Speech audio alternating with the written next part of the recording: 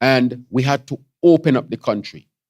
And because we took so long to open the country, our growth, especially in the tourism sector, is lagging behind our OECS counterparts.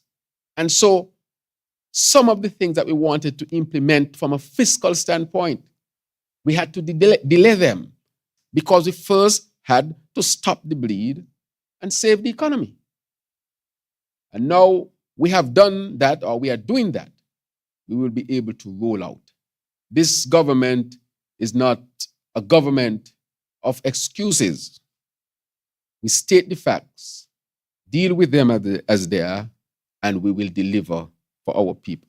So just a reminder of what we met, and I've been repeating it, and what has caused some of the postponement.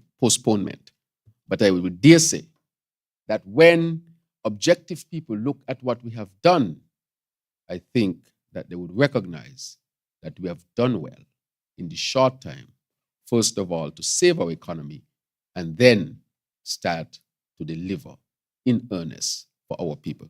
Thank you very much.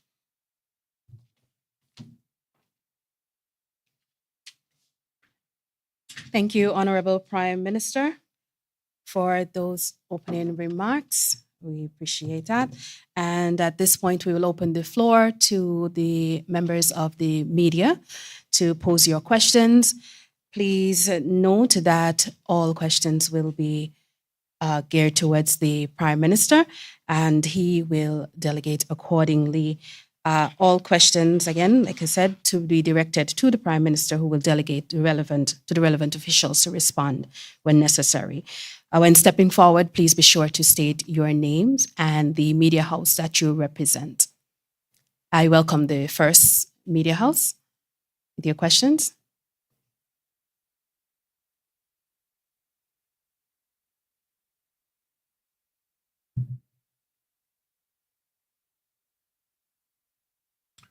Good morning, Glenn Bart, SK Newsline.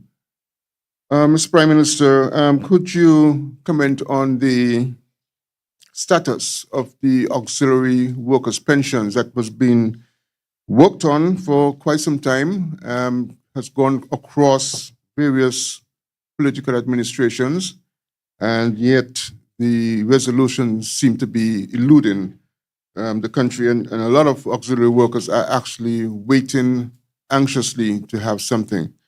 And also indicate on that score, how many years back are you going to make it retroactive? Secondly, the Minister of Foreign Affairs recently participated in the 26th meeting of Council of Foreign and Community Relations, COFOR, in Jamaica. And most of the discussion centered around Haiti. Can you tell us what is the situation from your vantage point and what CARICOM can do in relation to the Haiti situation, which seems to be getting way out of control now? And thirdly, for now, the land situation with regards to NHC. I know they were sorting out a lot of problems with the ownership of the land. What is the situation now with that? And if the situation has not been sorted out, how does that impact the current project that is being implemented with the Trinidadian company? Thank you very much, Mr. Bat. I will deal with the first two, and the third one, I'll pass on to the Honorable Dr. Joy L. Clark, Minister of Sustainable Development. When it comes to the pension, I have cabinet submission here for me. We looked at cabinet on May 11th. It was yesterday, sorry, right? It was written on May 11, 2023. We discussed it in Parliament yesterday. It says in cabinet, sorry. It says pay gratuity to GAEs with a minimum of 10 years of service using the long service calculation formula. What we found, Mr. Bat, that when we got there, a lot of people started to approach the administration and say, one man said, Dr. Joy, I work here long, and me going home with pittance. That's what you mean by that. He said, Dr. Joe, look what money they give me after working all these. Other members were also approached by persons who complain that they would have worked in the service for a long time. And when you look at what they were taking home as a gratuity, it was small. Small. And they were disappointed. Some of them even refused to pick up their check. Because it's obvious that these people were hurting. One gentleman told me, Dr. Drew, if I had retired the year before, I would have gone home with 3 times as much. I stayed on to work for my government. Now they changed the policy. I'm going home with 1/3 less. That had to be painful. And so, Mr. Bat, this is a list. You have the list here, of all the persons who were negatively affected by the government, but the last government who took bread out of these people's mouth. And these are the least paid in our service. I remember, when you look at this list, I see a name, Paulette Jederon from Connery, for example. Can't get you money because of a policy that was put in place in 2021. When you look at this list, I will count, but you can see dozens of persons are on this. And I want to announce today, the cabinet has shifted its policy. These persons now would receive a gratuity where we would use a different formula. And that formula would result in a significant increase in the amount that they will carry. We have estimated it to be around total $700,000 to $800,000 more dollars. So very shortly, these persons will be called total, sorry. And very shortly, the ratio, right? And very shortly, they will be called and they will have their increase. Let me give you an example without calling a name. I have a particular person here who carried home $8,640. With the calculation, that person should be carrying home, I should have carried home $22,460. So that person will be called back, receive a check. Not a check, they work for this check. It's their money of an additional $13,820. That's a significant amount more that person will be carrying home. And if you look through the list, I see one here, for example. Wow, this person worked very long time. Without calling the name, this person worked 23 years and 7 months. And they took home, after 23 years, $11,192. With the new calculation, they would have carried home $33,072.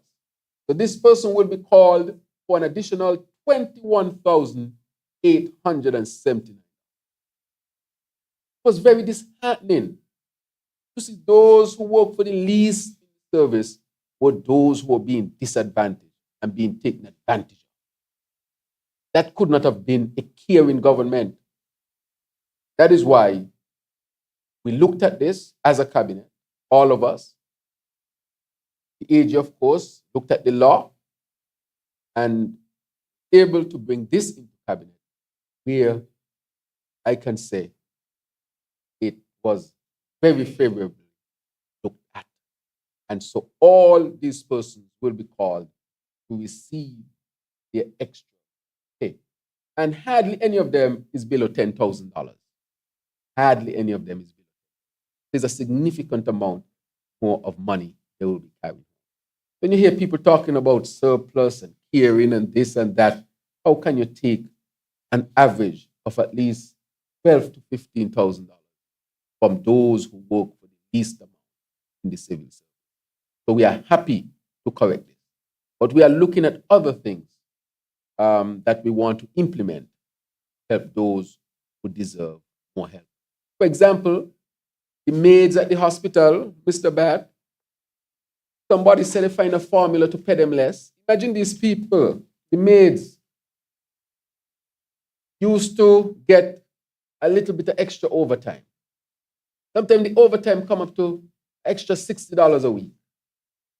They are the least paid, but yet somebody said they found a formula to take away the $60 a week.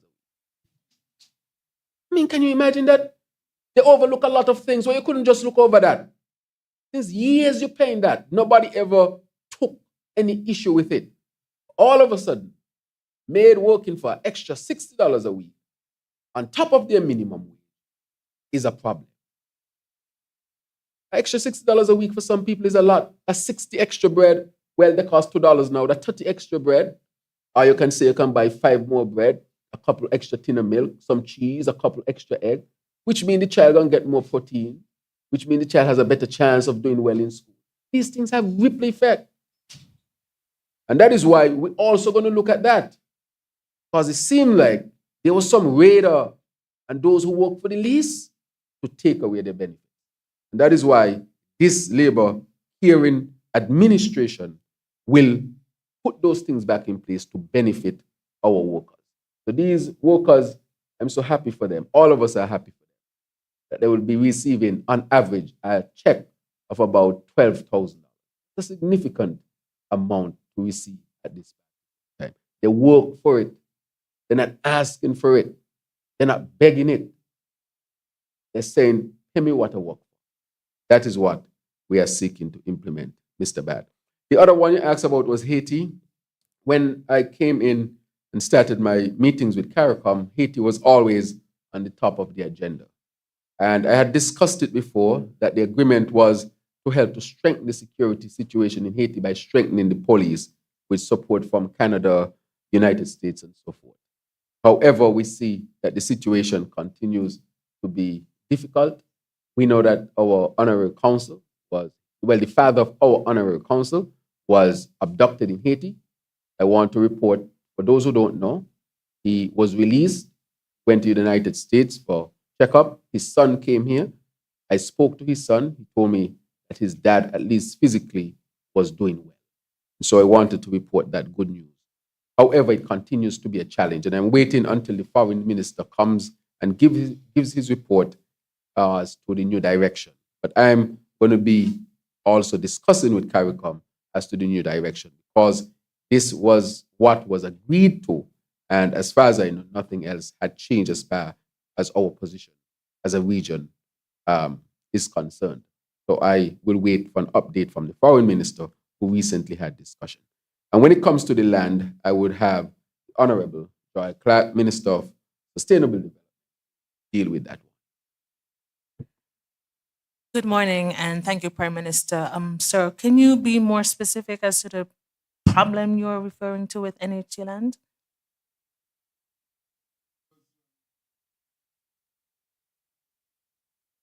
I believe there was a period of time when there was an attempt to determine, for example, one piece of land, a plot of land might be owned by 2 different persons, and I think NHC was trying to sort out that kind of situation. That's what I understood.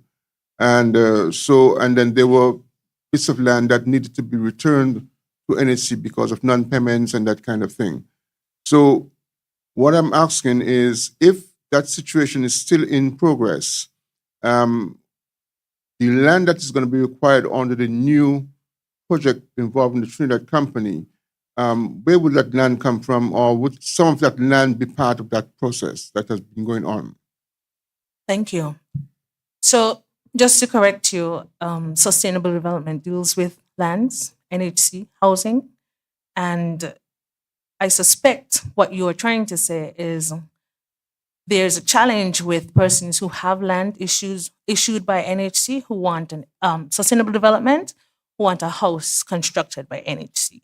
That's not a challenge, because a couple months ago in the cabinet briefing, the CABSEC would have informed the nation that cabinet took a decision to just get rid of that unwritten policy that if you have land issued by sustainable development, that NHC could not build on your land. That doesn't exist anymore.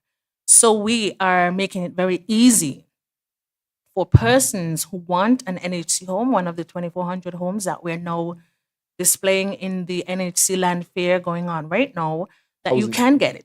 Housing fair, sorry. You can get your house constructed on land that you purchased from sustainable development. So maybe we would have to do a better job as a cabinet to ensure that the media has the information so that your questions are more informed. Additionally, as it relates to double booking and triple booking and challenges with titles, the NHC and sustainable and legal sat, and we recognize that some persons were waiting up to 4 years to get their titles. We now have about 6 developments, existing developments, where titles are being processed. But I would allow the Attorney General to speak more to that, because we recognize whatever the management or lack of management was in the former administration, it kept a lot of young people stuck in processes in the bank, not being able to access a student loan because their mother didn't have a title to their land, or not being able to construct a house with a mortgage from the bank because their titles weren't issued to them. So we recognize that there's a need to expedite that and to put more resources into issuing the titles. As it relates to the other part of your assumption about lands and double booking and triple booking, that has absolutely nothing to do with NHC, nor does it have anything to do with the East Coast Development Company. I think that's what you're referencing when you said the Trinidad Company, East Coast House Development. They are going to have access to their lands, right? And they're going to build their homes.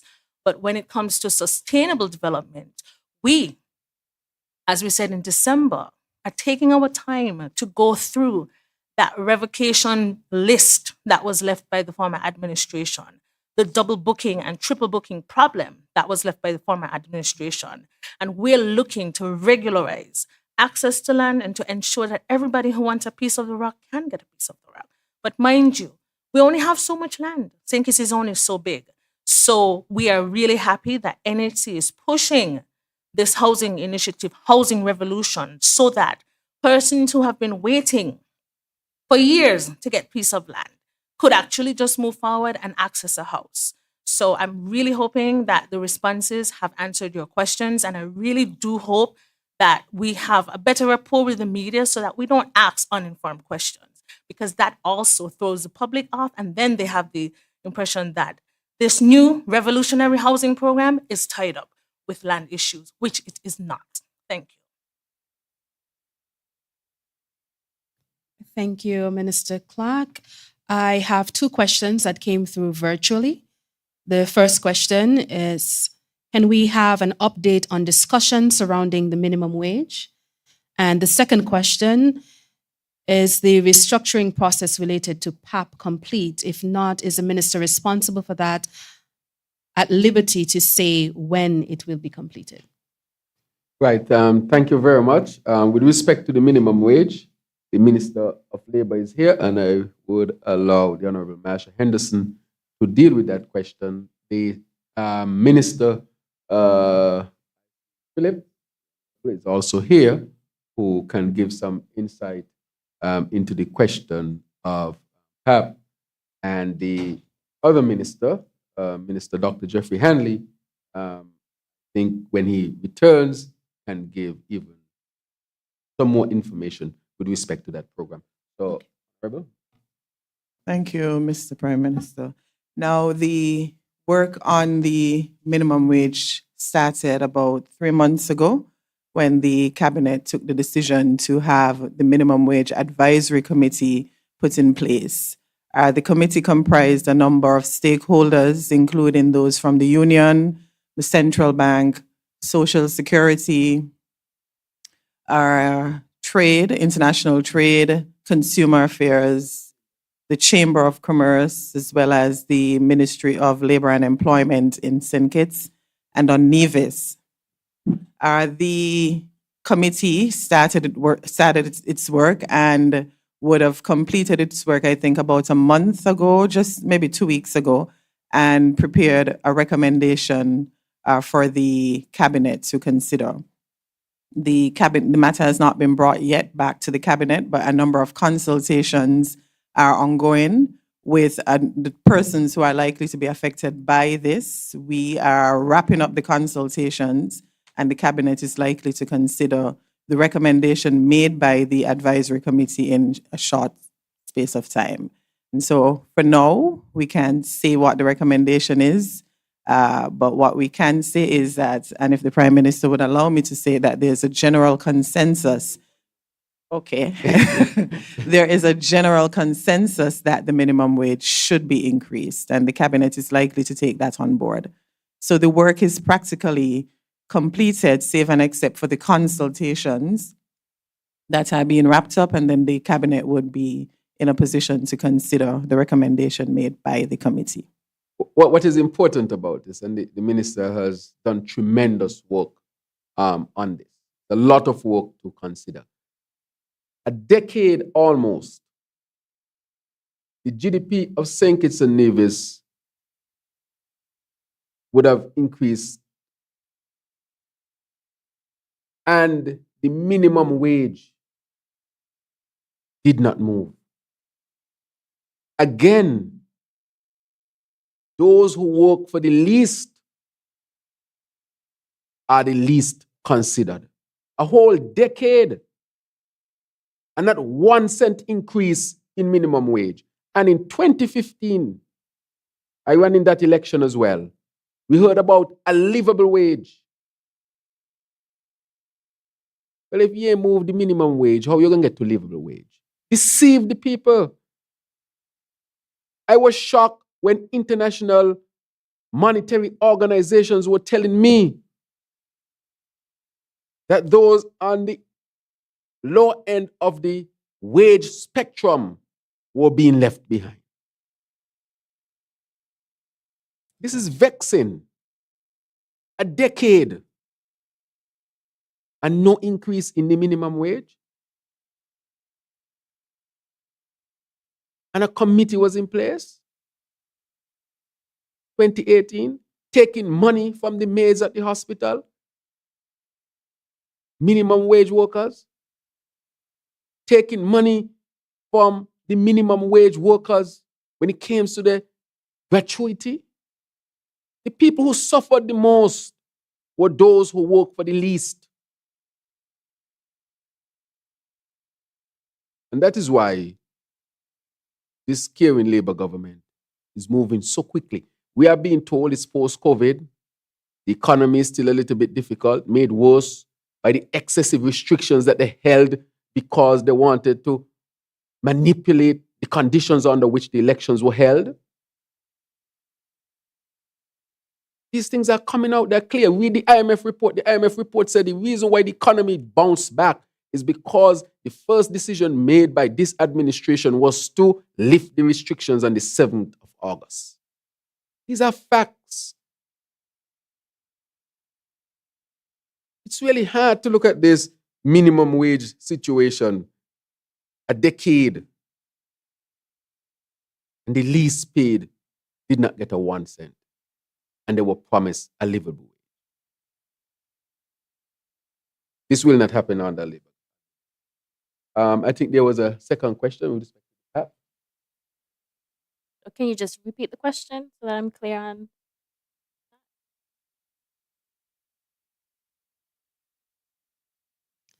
The second question, is the restructuring process relating to PAP complete? If not, is the minister responsible for that at liberty to say when it will be completed? Thank you.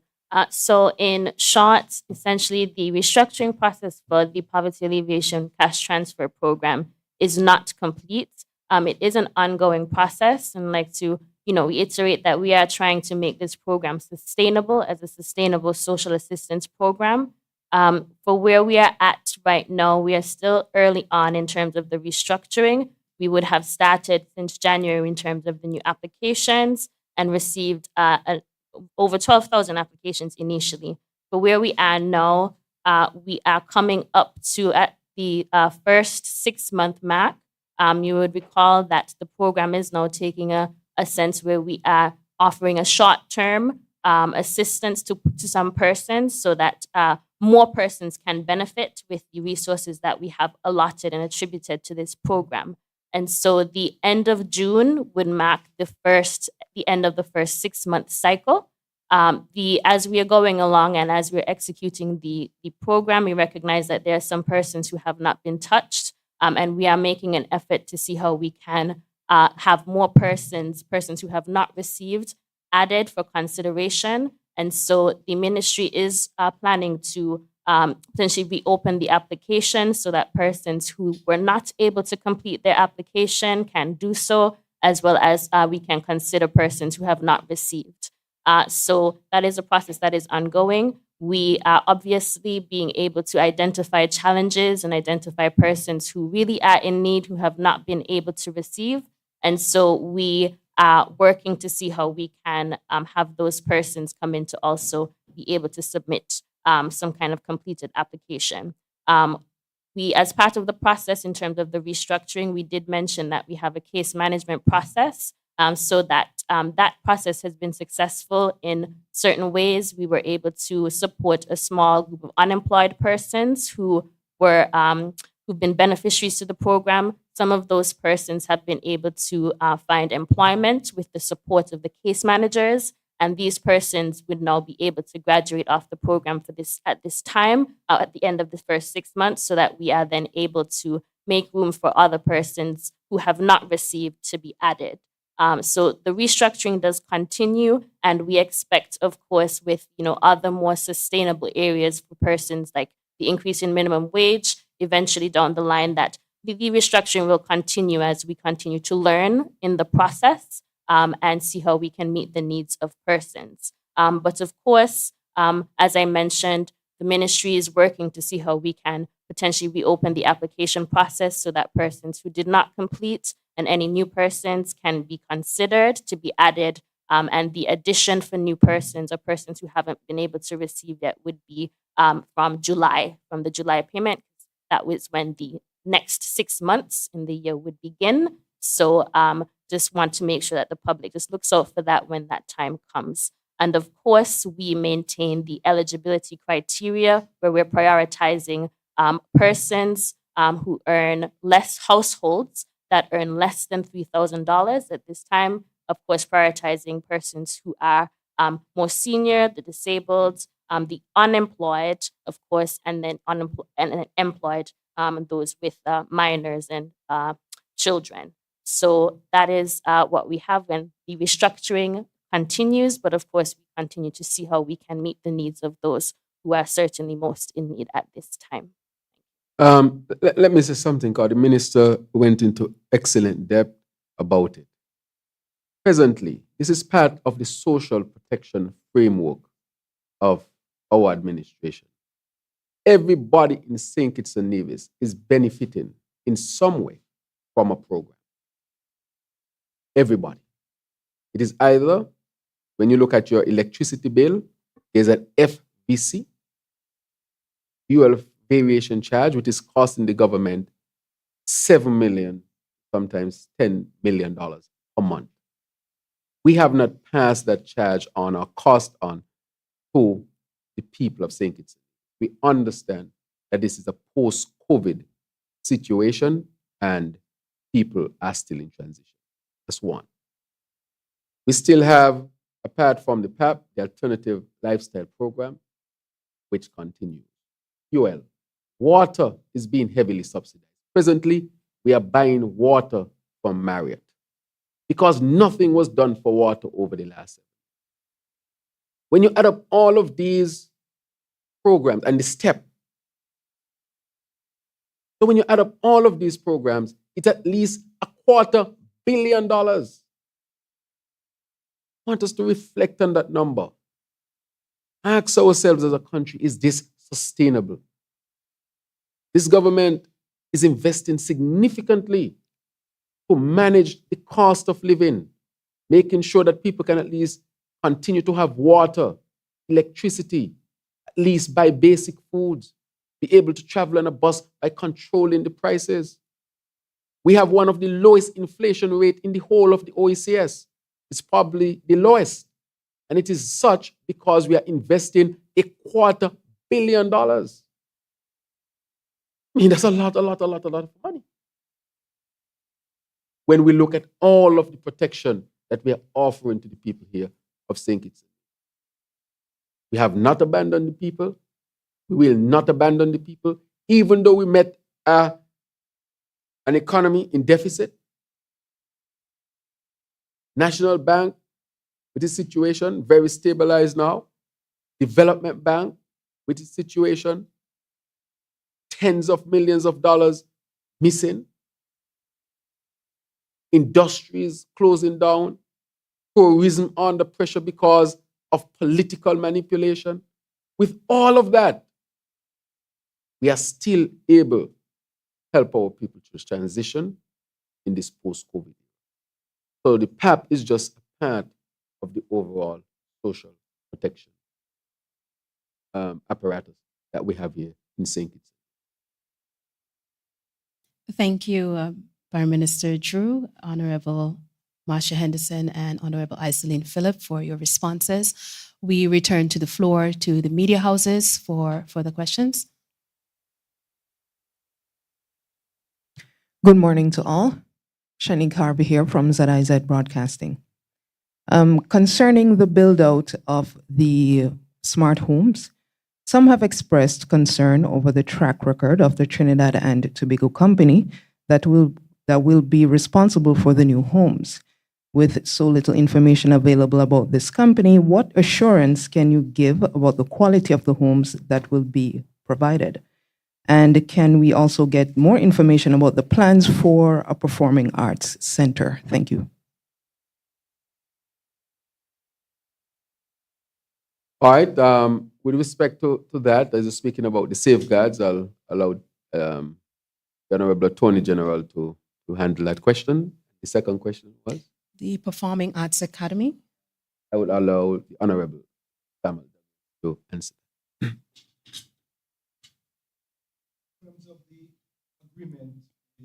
Coast. It is essentially an agreement between NHC and East Coast.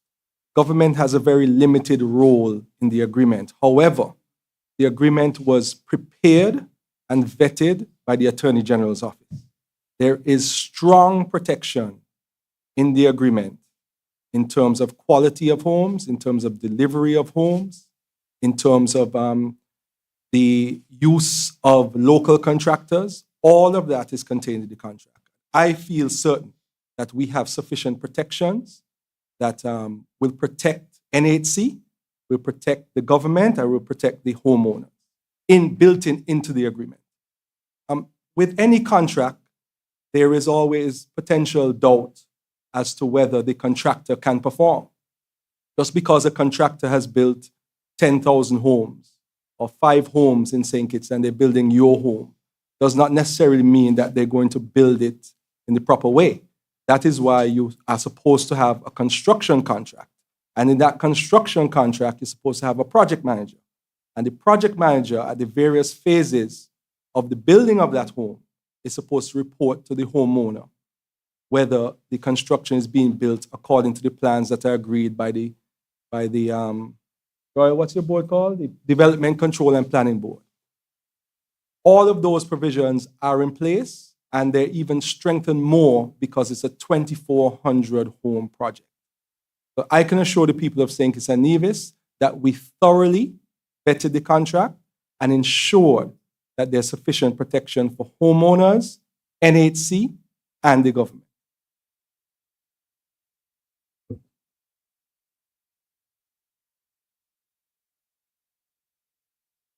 Oh, yes. And there's even greater protection. There will be built into the contract is that 2 model homes will be built. If the government and or NHC are not satisfied with the model homes, and by extension, the contractors that will be part of the construction of these model homes because of the new technology, and the potential homeowners, all the stakeholders, if they're not satisfied with the model homes, the contract comes to an end. And that is the primary protection that the people of this country have. And that was the fundamental aspect that we wanted to include to make us feel even more comfortable moving forward with this agreement. I also want to take this opportunity, if I can, Prime Minister. I hear a lot of chat about procurement. And I think it's important for the people of this country to understand what procurement is. In 2012, there was a Procurement Act passed. Procurement covers three things: goods purchased with treasury money. And when I say treasury money, I mean that's the people's money. Services that are purchased with the people's money. And construction, which is paid for by the people's money. This agreement with East Coast has none of those three elements. It is not a matter of procurement. It is a matter between NHC, which is a statutory corporation, and East Coast, and individual homeowners. There is no government money, no treasury money that is being paid out for there to be procurement issues. And I find it strange that persons who were in government in the past should have a great understanding, because I can tell you, the people at this table, we probably hear Procurement Act more than anything else in our offices. I'll give you an example. The office wanted, and my PS is here so she could confirm, the fridge when I got into the office, the mini fridge, was not working. So the office had to procure a mini fridge. In order to procure the mini fridge, the office had to seek to get a quote from TDC, a quote from Hosfors, a quote from somewhere else, review the quotes, and then choose an option. And the whole point of that process is to ensure that treasury money, the people's money, is being spent in the best way. That is how procurement works. So when, for example, the government wishes to build a training school for the police, the government then, the structure under the Procurement Act, sends out tenders and saying, these are the plans for the police training school. We're sending out a tender for contractors to submit how much it will cost for them to construct this building. When government money is being spent, that's how the process works. So then the tenders come in, and the procurement board meets, and they determine which contractor they're choosing to go with to build this building. That is how procurement works. This structure is not that type of structure. It is not taxpayers' money that is going. It is individuals who are buying these homes. NHC, who is not subject to the Procurement Act, who is facilitating these homes being built. And it just surprises me that there's references to Bastille High. Actually, I find it absurd, the comparison, because the Bastille High, whereby I think $21 million has been paid out to date by the people of this country. Not a thing is over there. What you said, to move dirt, Prime Minister? Move dirt. Manage dirt. That was treasury money being paid out. No procurement. And the same people who facilitated and supervised that are the persons making noise about this project, which has nothing to do with procurement. And unfortunately, that's the society we live in. People like to make noise without knowing the facts. And that is why we come here in these meetings, to give everyone the facts. And I would hope that once everyone leaves here, they'll go to the housing fair so they could get even more facts. Because we're going to go there. Because the only way we can progress as a people is to start making decisions and start thinking in relation to facts and not emotion, not sensationalism, not political maneuvering and propaganda, but being a people who try to get the facts before they comment. And it is our job to try and give you the facts. I just wanted to make that point, even though it's ancillary to your question. Yes, pleasant morning to all. As the minister responsible for the creative economy, I would like to shed some light on the Creative Arts Center. And the Creative Arts Center, we know, would have been a long-standing issue. As a practitioner myself, who would have developed island expressions from since 2007, 2008. I would have been responsible for nurturing and harnessing a lot of young talent on the island. I know the need of a creative arts center. Coming into office, I had the privilege of bringing that to the fore and having discussions with the Prime Minister about the Creative Arts Center. And we are now at a place where we are ready to see that come to life. I had a trip earlier this year to where I met developers who have agreed to build that Creative Arts Center and fund it. That process is ongoing. You would recognize that any type of construction process has a number of parts that one must consider. Building board and planning must be involved. And I understand that those plans are going through the due process to be completed there as well. Also, the whole technical design, and because it is external investors, we had to get our investment agency involved. And so we are just finalizing those processes. And I had the assurance in a conversation I had earlier this week with the Prime Minister that that process should be concluded in a matter of a week or two. And then we should be moving out to unveiling the plans to the general public and hopefully getting to breaking ground for construction sometime within this year, 2023. And so I'm pleased to announce that all goes well. St. Kitts and Nevis will see a creative arts center being constructed, that beginning phase starting 2023 this year. And I hope that answers your question. Thank you.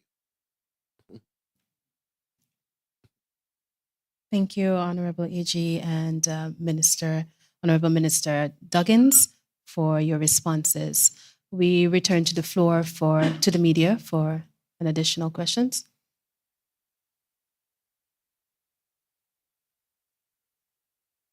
Good morning, LaShawn Dixon, St. Kitts News Observer. My first question related to the housing program as well, just seeking some clarifications. As AG just said, the NHC is a party to the contract with the East Coast Housing Development, but how will the developers recoup their funds of the 2,400 houses that will be built? And also, will the contract between the NHC and the East Coast Housing Development be made public for scrutiny? And as the Prime Minister said last week, due diligence on the company was done. The due diligence report we also made public. And what is the record of the East Coast Housing Development of building homes? And secondly, earlier this year, the National Assembly passed Freedom of Information legislation, which the government said it was serious about. But while the legislation is not fully operational as yet, in the spirit of the legislation, the Observer and the Nation are still seeking the numbers as to the certificates of registrations the Prime Minister has signed since taking office, and also the total number of passports sold under the CBI program. Thank you.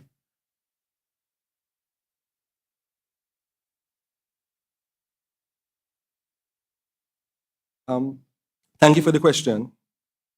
The first question was in relation to the East Coast Agreement, whether the public can scrutinize the contract. In the Freedom of Information Act, which was referred to in the latter part of your question, there are certain exceptions as to what the public can access. And certainly, if a private entity, a private commercial entity, is entered into an agreement, there are certain trade secrets that are contained in that agreement that should not be made public so that their competitors can know about what their secrets are. So I was trying to find the section of the Freedom of Information Act which deals, commercial communication.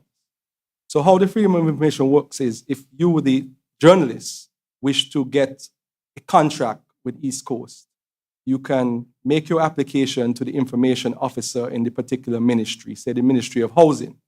the information officer is going to come back to you and say, in the Freedom of Information Act, there are certain types of information that cannot be provided. And those are information about security and intelligence, defense, international relations, crime and special investigative powers, confidential government documents, prejudicial commercial communications. And that is one of the matters that you cannot have access to. And I hope you understand why, because commercial entities, when they enter into contracts, they provide information in those contracts that if the general public were to know, their competitors can use it to their advantage. The second part of the question, How the developers would acquire the funds from yes, 2400? the contract contemplates, or the solution actually contemplates that it will be individuals who purchase the home. So it is basically a facilitating agreement. NHC, you apply to NHC, and Prime Minister, I don't know if you have the numbers, but the numbers that I've heard thus far is over 1,100 persons have already applied. More than that, almost 2,000 now. So we're almost at the number of persons who are actually going to purchase the homes Today. So all of that information is available to the general public at the housing fair. What's it called? Housing. The housing fair that's taking place right now at NHC.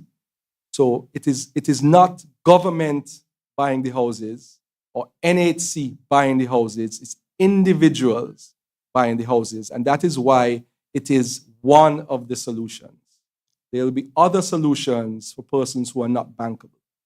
This is the solution for persons who are bankable and can take a mortgage loan from a credit union or a bank, and they can purchase their one-bedroom house for $111,000, their two-bedroom for $213,000, and their three-bedroom for $297,000. That is what this program is about. All right. Thank you very much, AG. So as you can see, and I think the AG has cleared that up very, very well. With respect to, I think we discussed the numbers the last time, and I direct you where you can get the exact numbers the last time. And that is why I want to ask, if you really want to know the numbers, I will direct you directly to the source where you can get the exact number. I would say that. But I want to clarify something. You said selling passports. We're not in the business of selling passports. And I want to really decry that statement. It is critical so that when people listen internationally, they would understand that this is not a banana republic. We're not in the business of selling passports. People invest, and like other countries, you are invited to access citizenship. Canada has a citizenship program. United States have one. Europe has. Through investment. When I graduated in the United States, part of my contract say you will get a green card and a pathway to citizenship. Said that to me. Don't go back to St. Kitts. They don't work in the United States. You'll get a green card in 3 or 4 years, and then you have a pathway to citizenship. That is one of the ways in which people can access citizenship, for example, in the United States. One of our ways is through investment. And then if you choose to become a citizen through investment, you're invited to. You go through a whole vetting process. Internationally recognized vetting process. Due diligence by reputable organizations that are recognized. And after passing through that process, you have applied, then you can be granted your citizenship. And then after that, you can choose whether you want to apply as part of your right now, whether you should have a passport or not. And so really, I want to say to all of us and to those who are listening that we are not in the business of selling passports. Thank you very much. Thank you, Prime Minister and Attorney General, for your responses. We continue with the questions. The next media house, please. Good morning, Ralston Rankin, Sugar City FM. Before I go to my question, I just want to congratulate the Minister for Tourism. A job well done with the new airline, which seems to be helping a lot of people. I did a feedback and asked some questions on how is it, the service. Only thing is if we can get a little bit more flights on the different days, increase the flights. So I'm sure you probably will work on that. But congratulations, job well done, by the way. My question, Mr. Prime Minister, the next CBI dividend. I know you can answer that one there. And also, the next question. Okay, VAT was introduced to assist in meeting of financial obligations to the IMF. So now that the IMF loan was duly paid off, why are the citizens still subjected to this tax payment? So that's my question. All right. Just to clear up on the CBI dividend, we know what a dividend is, and I think I explained it clearly. That is why we want our people to become financially literate. And we are going to start financial literacy at the school level and for our adult population to also have access. For those people who have shares in any company, you are paid a dividend based on how the company. So it is not something that has to be guaranteed, evaluated. The company, for example, National Bank, under the last administration, suffered a loss in 2022. Hence, at the AGM, at the end of year, National Bank, for the first time in its history, could not pay dividend. So what we do is that we look and see what the state is based on when we pay out for all these social programs and so forth, and we see what might be available, and then from there comes a dividend if we have sufficient. But that is how a dividend works. After you would have taken care of business, what is there, how much you made, and how can you divide that excess. So it depends on that. And so we continually assess that and determine when would be appropriate time to pay a dividend. And that is how a dividend is actually managed. With respect to the VAT, I don't think that the VAT was introduced mainly to pay back IMF. The VAT was introduced as a program to manage how we handle tax, get rid of a lot of other types of taxes and brought them into one thing called the VAT. We are looking at the VAT closely because when the fiscal space allows us, and I have asked the IMF to help us to do an in-depth study of our tax regime. I have seen a preliminary report. They are finalizing the report, which they will send to see what will be the best tax regime, especially in terms of rate that we can have. One of our aims that we mentioned in the manifesto was that we want to reduce the VAT from 17 down to 13% and lower if we can. However, when you enter into a government with Development Bank on the ropes, National Bank first deficit in its history, deficit in the government budget, country under restrictions, and we are slumping.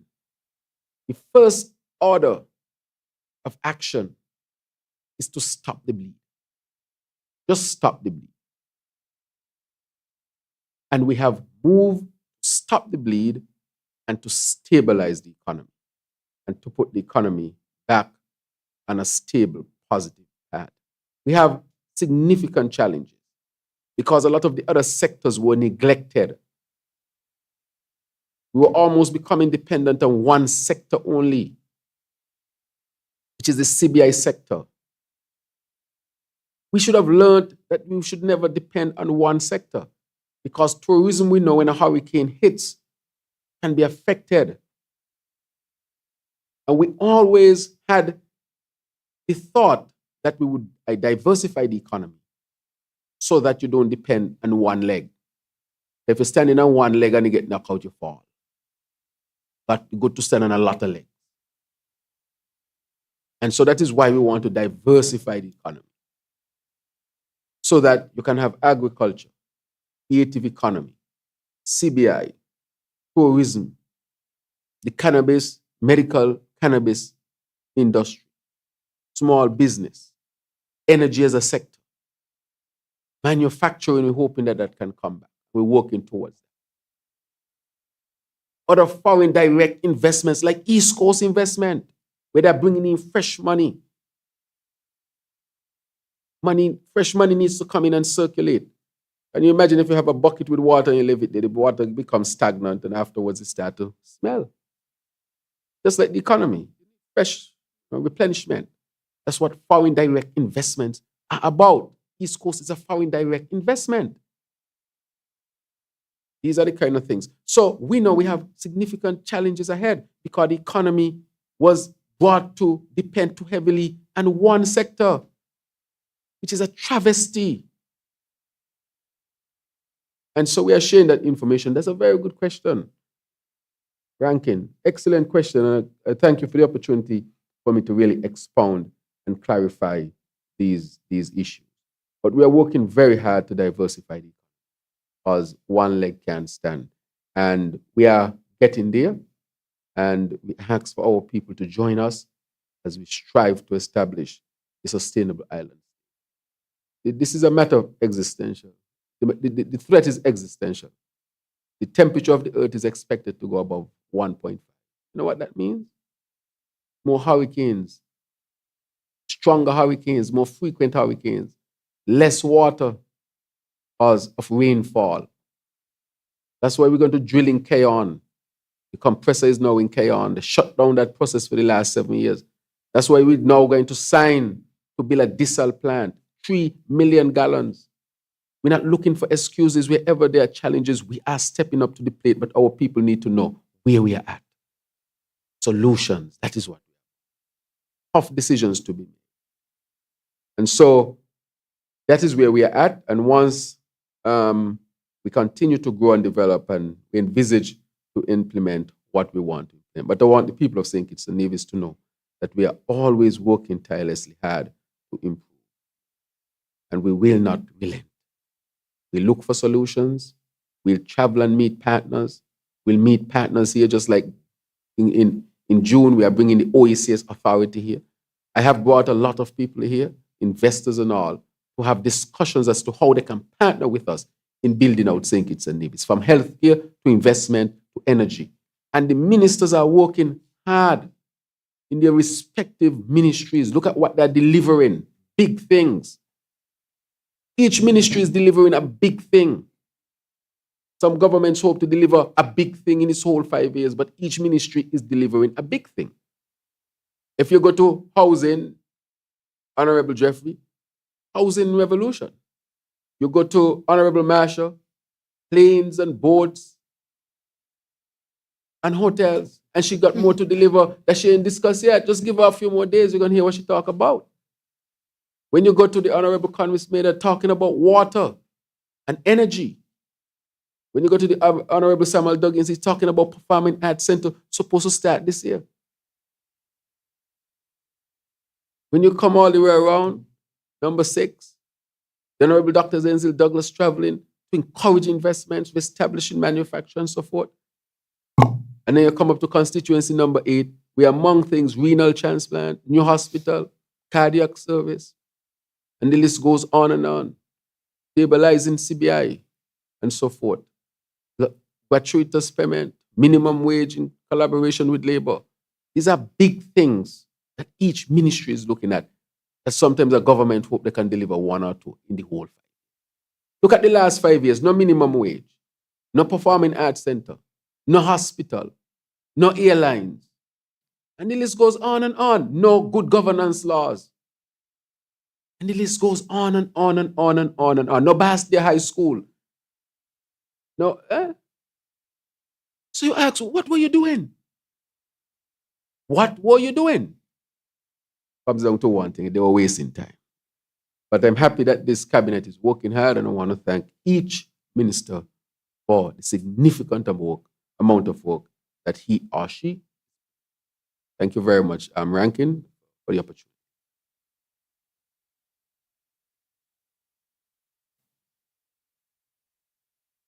So if there are no other questions, maybe you can give the ministers a chance just to highlight quickly what they're Yes. doing in their various ministries.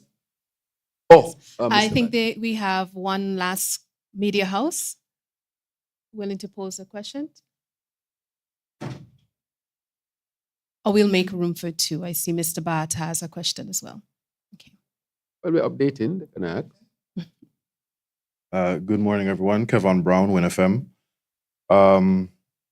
Has the UN communicated its assessment on the Cameroonian situation? Can we get an update on that? And how on track is the Federation in reducing the food import bill by 25% by 2025? Do we have any figures for how much it was reduced in 2022 or any projections for 2023? Thank you. Thank you very, very much. With respect to the Cameroonians, our African brothers and sisters who came here under the circumstances that we know, I would say that they are here in St. Kitts. They're at the St. Peter's Community Center at this point. We have asked the UN to intervene. The UN has intervened, and the UN started its assessment last week. And as a result, we are waiting for the UN final report. So we have not received that final report. However, I would continue to say that these are our African brothers and sisters, one way or the other. And I would say to our people, when we look at other countries, let's say they're entering some other country, and we see sometimes because of their skin color, they're being treated a particular way. We have to be cognizant of that. I will not be recorded as a prime minister of this country who discriminate against people because of that. Far from the truth. I know it was not asked, but I want to register. They'll be treated with respect and humanity. However, I understand that we have to respect our laws. But respecting our laws does not mean treat people inhumanely. Came here under tragic circumstances. Their boat capsized. 16 died. We have 3 bodies here presently, where I'm trying to seek what is their religious status. If they are not claimed by anybody at all, if they are Muslims, we'll give them a Muslim funeral. We'll have to bring in an imam or somebody of that stature who can carry out those religious rites. So we respect them down to the very last. If they are Christians, then we are Christian society. If they are African traditional religion, it might be difficult to get somebody who does that, but we'll intern them humane. So we are waiting on the UN report with respect to what will be our final. But I met with them. They are well-educated people.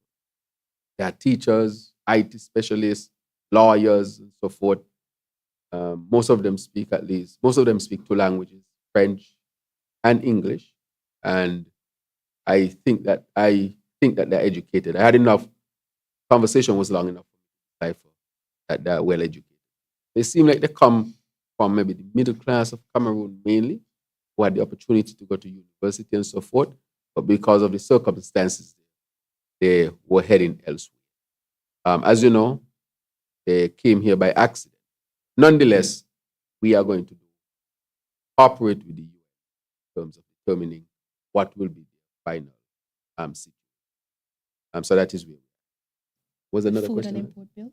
Yes, I would allow the Honorable Minister of Agriculture to touch on that. Yes, thank you for the opportunity again to update the general public on the works that would be happening in the Ministry of Agriculture and its various departments. Now, in 2020 it was, CARICOM would have adopted the 25 by 25 agenda. And in 2022, 3 days after I would have taken office, I had a chance to visit Trinidad, where we had discussions about that agenda and our input into that agenda. The sad thing is, you recognize you wouldn't have heard about that agenda before 2022. And I find that to be a travesty, because it means then that we had really no buy-in from St. Kitts Nevis into the CARICOM's agenda. In fact, when I got to Trinidad, it was interesting because they said that I'm the first Minister of Agriculture that they would have met from St. Kitts. Wow. And it tells you what really was happening. However, I'm confident to say that we have since then spent some time analyzing the data. Because with anything, you have to know where you are, where you've been, to construct properly where you're going. And in analyzing the data, we see a clear path forward for us to be a success story in that 25 by 25 agenda. Beyond analyzing the data, we have met with livestock farmers, we have met with fisheries, the fisher folk, and we are meeting with the crop farmers next week.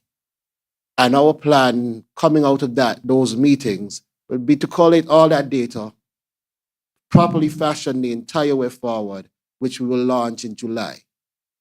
Just to give an outlook though, beyond all of that, we have signed an MOU with Evergreen in collaboration with the African Export-Import Bank, yes, for a fish farm and processing facility, which is destined to be one of the largest of its kind in the region. And that will increase our productivity substantially. We've also, which should be launched in another few weeks, had the support of the government of the Republic of China and Taiwan for a hatchery, which will also increase our ability and improve our capacity in the area of poultry, and which would again help us to reduce imports. We are also launching our greenhouse villages and that concept. And again, we plan to break ground on that in July. Along with that, we are now instituting a drought resilience project, considering where we are currently. We are suffering one of the worst droughts in the last 20 to 30 years, and that is impacting our agriculture sector. I met with the Prime Minister last week, and we met with Finance and the Water Department to bring all stakeholders together to ensure that we bring a proper and sustainable approach to drought management. And so once we would have completed this series of meetings to hear directly from the persons on the ground, their own grievances and their own ideas, we want to put a very comprehensive plan, which we will highlight and launch this coming July. So I could tell you, I am very optimistic. The data shows that we have a clear path forward to being a success story. But we want to make sure that all stakeholders have a vested input in what we're putting forward and not have it just based on internal data or past history. We want every single stone to be unturned so that we know we are making the best decisions to move the sector forward. But I am hopeful, I am positive, and I can tell you almost with assurance that St. Kitts will stand tall when it comes to that 2025 by 25 agenda as one of the main success stories in CARICOM. Thanks. Thank you, Minister Duggins. I will allow for Mr. Batt to ask his final question, and that can be tied into the closing remarks for each minister. Okay, thank you very much. Just two questions, actually. First, we have been asked by bus drivers if is there any chance or any raise to the bus fares coming in the near future. That's one. Secondly, for the Minister of Tourism, can you address whether it is possible or not, given the current circumstances, to double the amount of tourists that we have arriving from the UK or from European destinations? Any plans for further growth there? Go ahead, Minister. Thank you, Mr. Batt. The overall strategy for right now, as it relates to visitors from the UK, our biggest source market is actually in the US, with the second market coming from the region, and sometimes it's between Canada and the UK. What we started last year was an initiative where we're trying to promote both destinations, that's St. Kitts and Nevis, within the UK, and do an overall study to see what the visitors there are actually looking for as their demands are sometimes different from those who come from the US. And so we've embarked on a number of initiatives starting last November, where we did a road trip into London and the surrounding areas, meeting with travel agents and different persons to stimulate the demand for the destination there in that part of the UK. And we're hoping that would translate into stayover visitors. So we've had influencers as well from there who've been working with us in tourism to, sell the destination. And so we're hoping to get a lot more visitors. Apparently, the numbers in Nevis, the UK visitors have a bigger interest in Nevis as a destination.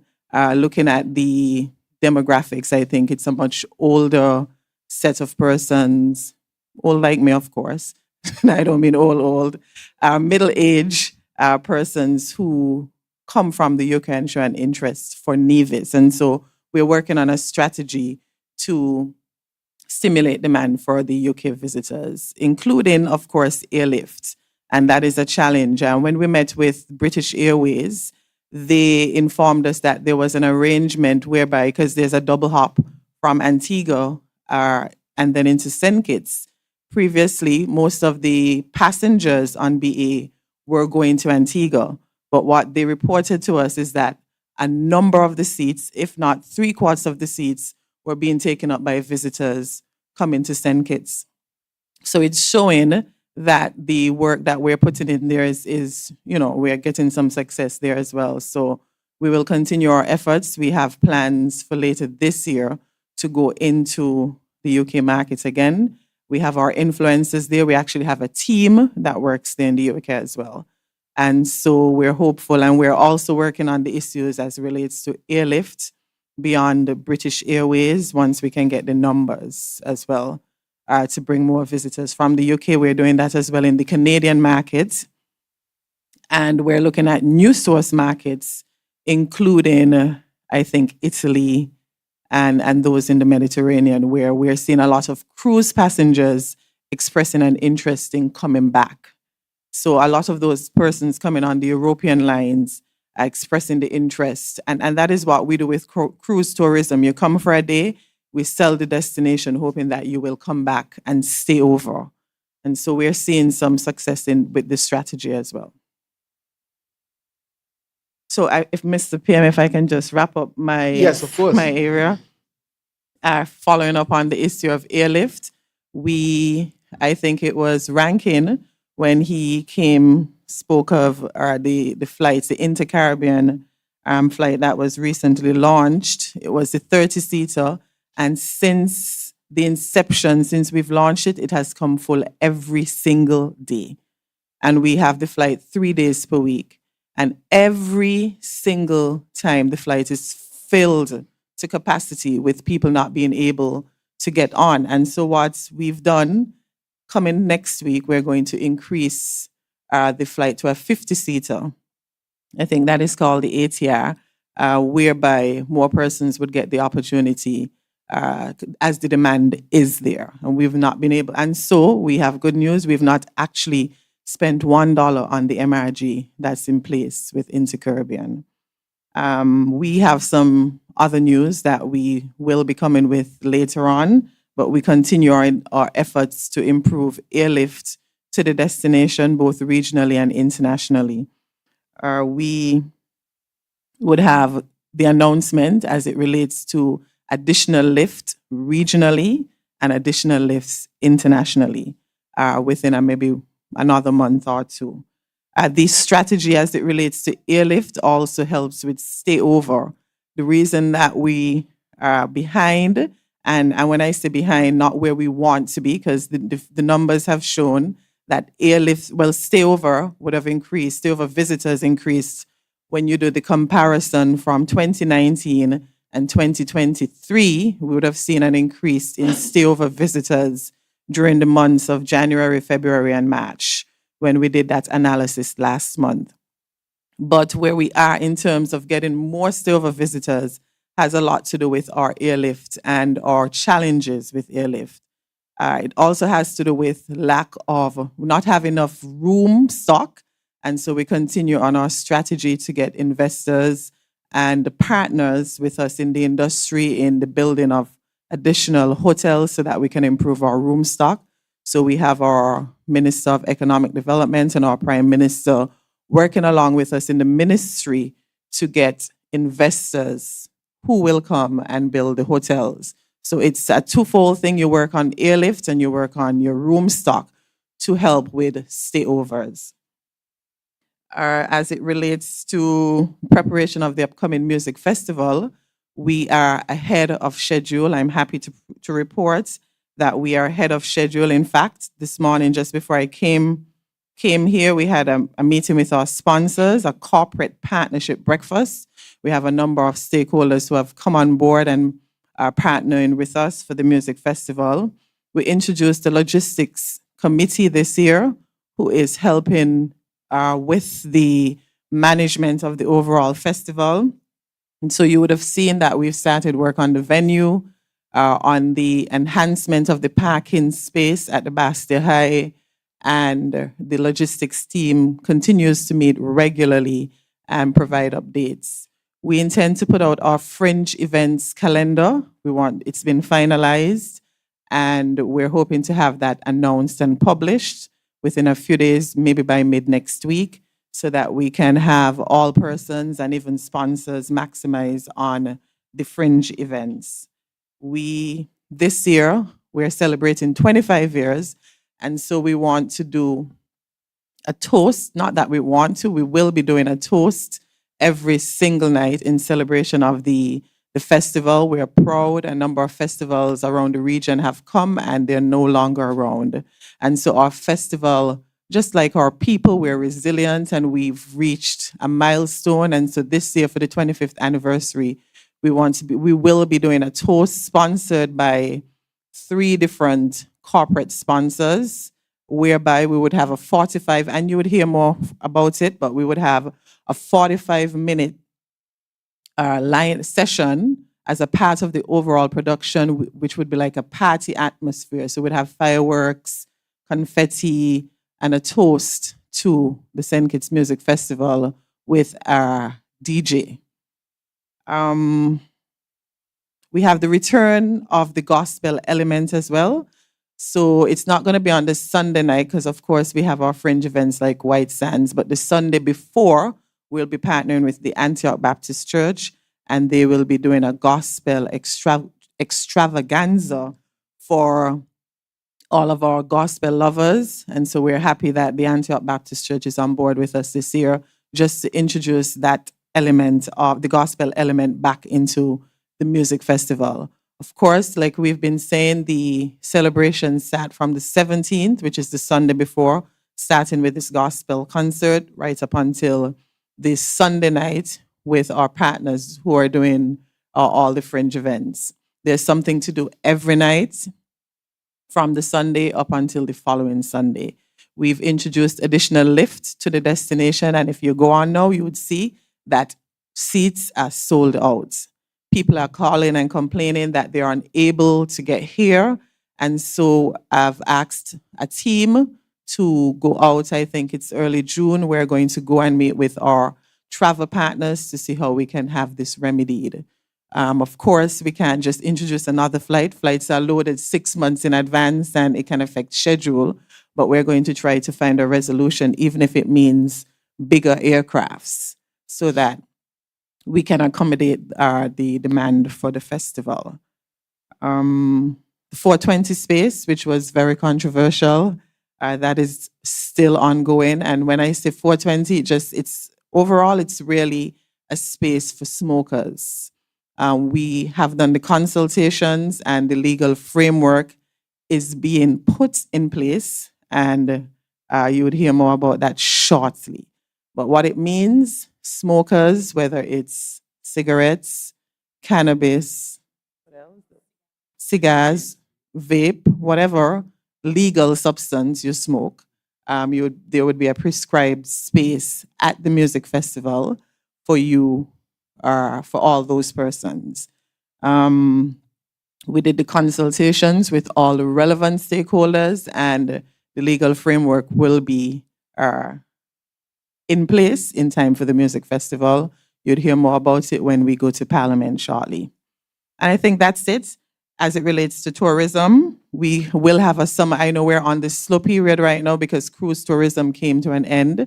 We still have some ships calling, not as many.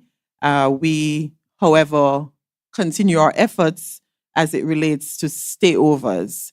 We have a summer of fun lined up, starting with the music festival, where we'll be partnering with this Nevis as well as the destination. We have Nevis Culturama, we have the Nevis Mango Festival, we have the St. Kitts Restaurant Week, we have CPL. So notwithstanding cruise tourism, oh yes, and we have football, CONCACAF hosting a cup here as well. So notwithstanding cruise tourism, you know, we are on the slow season in tourism. We want to ensure that we still have people coming to the destination so that, you know, economic activity continues. And so we have a summer of fun. And like I said, we have additional lift as well for this season. So look out, those of you, our stakeholders, our partners, see where you fit in. And the hoteliers, restaurateurs, those on the beach, taxi and tour operators, you would still have an opportunity notwithstanding the slow season. As it relates to labor and employment, as I said earlier, we've wrapped up our work on the minimum wage and the tripartite committee has met. We will continue, we're meeting actually to complete the comprehensive review of all the labor laws as has been happening for a number of years. We're hoping to go straight into social security reform, which falls in tandem with, of course, the minimum wage, the increase in the minimum wage.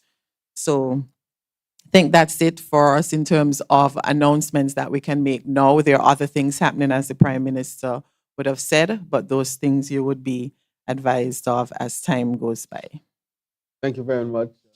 I think we can continue that. Okay. All right, so then I guess that means I'm next.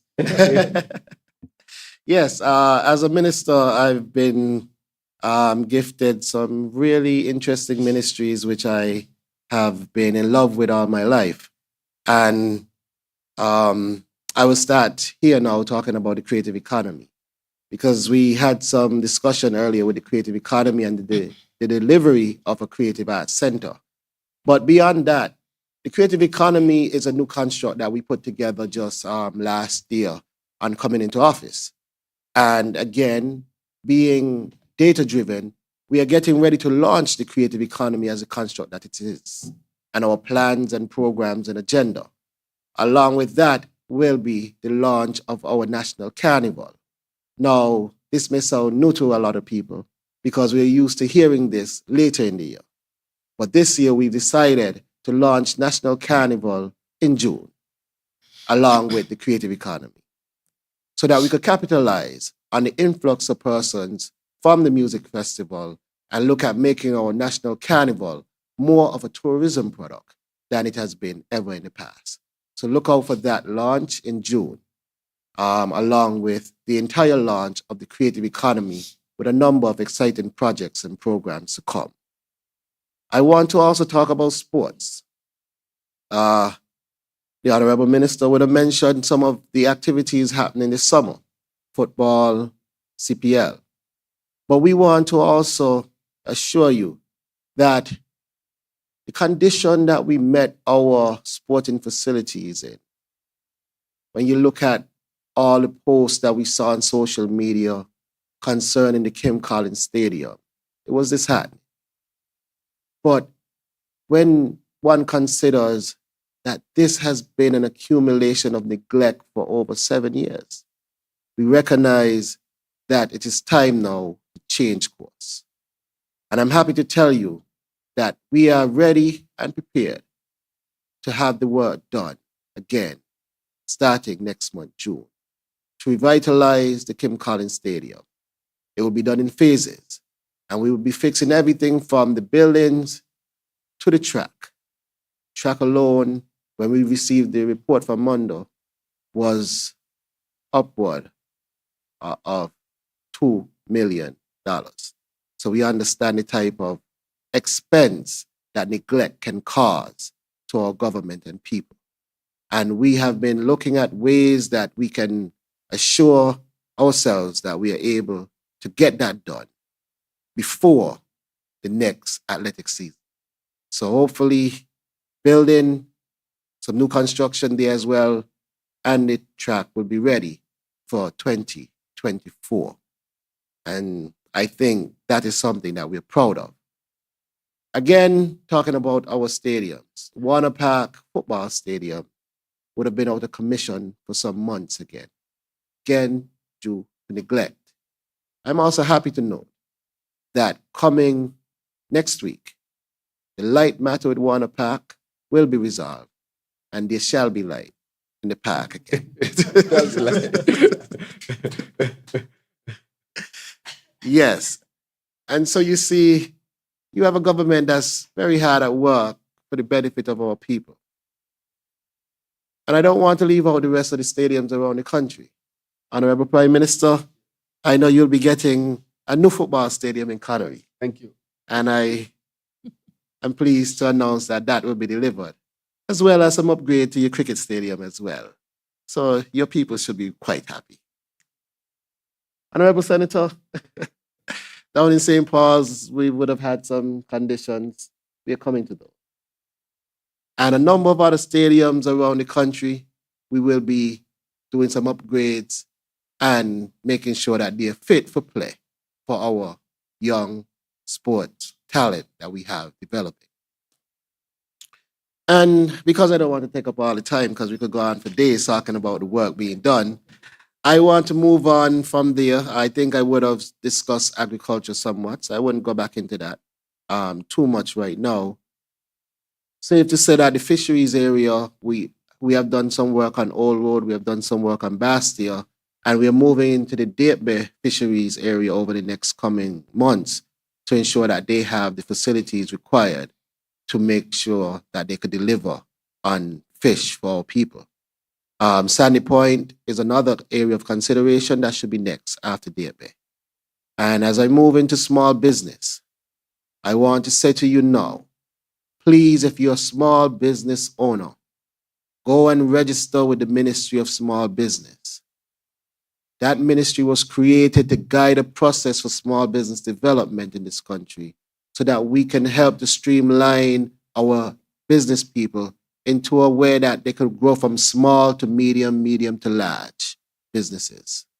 And so that ministry, while not officially launched as yet because there's still some development processes, we do have a functioning ministry and you can go and register.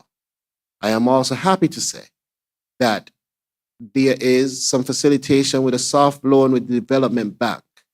I understand that there was quick take-up of the first tranche of monies, and our wonderful Minister of Finance has assured me that a new tranche has been placed there for our business people. So register with the Small Business Ministry. Get involved in these loans. Get your businesses up and running, because the small business sector will be the driving force of this economy come 2023, 2024, and beyond. But we have to get it right. We have to make sure that you're properly trained. We have to make sure that you're properly compliant with all the different areas of our society. And we have to make sure that we come together so that one could help the other and have a vibrant sector of small businesses. And last but not least, we are headed to Parliament shortly to lay the final pieces to the legislation to really get our cannabis industry activated. For years upon years, you've heard it talk. But 2023, we're going to be walking the walk and delivering a sustainable cannabis industry for our country, St. Kitts and Nevis. And with that, I want to thank you for giving me the opportunity to serve you in this capacity as minister. And I want to assure you, you have my fullest commitment to delivering transformation as I would have committed to across the board, every single ministry and sector that I've been given the privilege to lead. Thank you.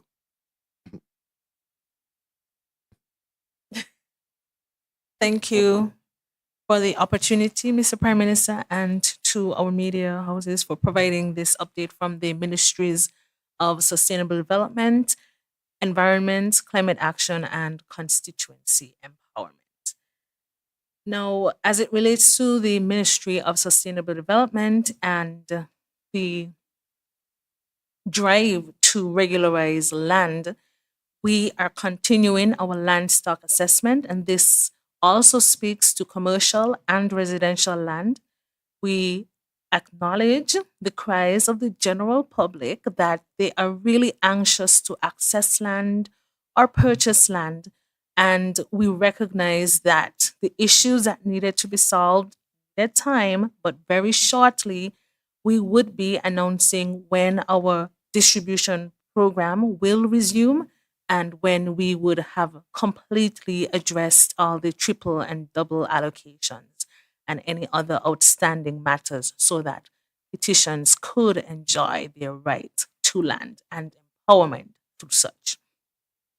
Additionally, we recognize the importance of professionalizing and regularizing certain sectors which fall under the purview of the Development and Control and Planning Board and physical planning, such as the architects. And we have been in extensive and ongoing conversation and meetings, bilateral meetings with architects, draftsmen, physical planning, sustainable development, surveyors, to ensure that when we move to the next step of registration, that architects have provided the general public with all the information that would be needed to ensure we again professionalize this additional part of sustainable development, which speaks to sustainable construction and development. The ministry is also actively preparing for our first voluntary national review that's in July at the UN headquarters. We are joining about 40 countries in presenting this VNR, Voluntary National Review. We are perhaps the last of 3 countries to present, and this really speaks to where we are as a country in terms of attaining our sustainable development goals, all 17 of them. It really presents a snapshot of St. Kitts and Nevis, where we are, where we want to go, and where we will be in 2030 when the entire world has to account for sustainable development. In relation to constituency empowerment, I'm very happy to say that the department continues its community engagement work. You may have seen our empowerment officers out in the community, engaging with the public, assessing what needs to happen at the community level, assessing what needs to happen in terms of community empowerment and engagement with civil society. And this is done in partnership with the various government departments so we could streamline and prioritize service and access to services. So I'm very happy that constituency empowerment is continuing this line of work. As it relates to climate action, the department is working towards the framework for the sustainable island state. You have heard many times our Prime Minister and all other ministers speak to sustainable island state. And it's premised on climate resilience. And Prime Minister mentioned just a couple minutes ago about the reality that we face globally. We are going to pass a 1.5 threshold in terms of the increase in temperature. And that means really negative news for St. Kitts and Nevis. And it affects everything from housing to tourism to agriculture, the water we have, air we breathe. So it's a matter of survivability. So this government has recognized the importance of framing sustainable island state and spelling out what it means to every single citizen. Every single citizen would understand why it's important for sustainability. The climate justice work continues with the Ministry of Environment and Climate Action.